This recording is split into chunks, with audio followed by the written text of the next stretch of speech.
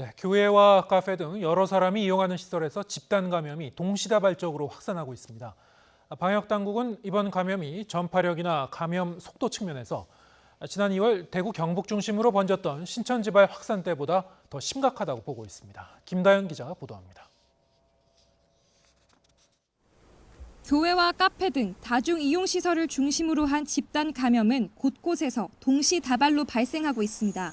지난 11일 첫 확진자가 나온 경기도 용인의 우리제일교회는 엿새 만에 관련 확진자가 130명을 넘어섰습니다.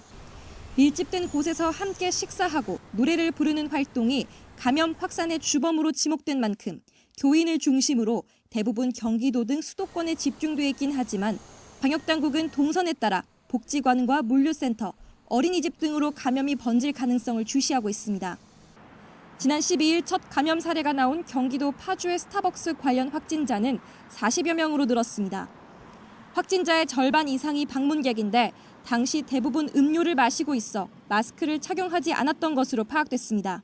한정된 공간, 밀폐된 공간에서 어떤 장시간 동안, 수시간 동안 체류하면서 배출되었던 그 바이러스들이 전파되었을 가능성이 있을 것이다 이렇게 보고 있고. 방역당국은 지역사회로 확산하는 감염 양상을 위기, 즉 대유행의 초기 단계로 판단하고 있습니다.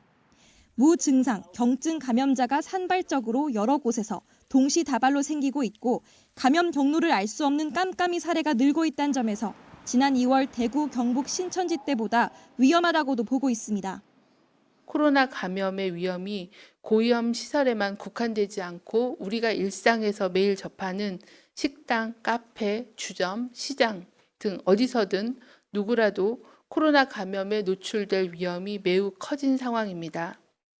또 최근 나흘 동안 발생한 확진자의 40%가 5, 60대 고령인 만큼 병상 확보에도 비상이 걸린 상황. 방역당국은 지금의 흐름을 잡지 못한다면 확진자 규모가 눈덩이처럼 불어날 수 있다며 의료 시스템이 무너지는 최악의 상황을 걱정하고 있습니다. 그러면서 국민 모두가 위기라는 경각심을 갖고 기본적인 방역 수칙을 매 순간 실천해야 할 때라고 당부했습니다. YTN 김다연입니다.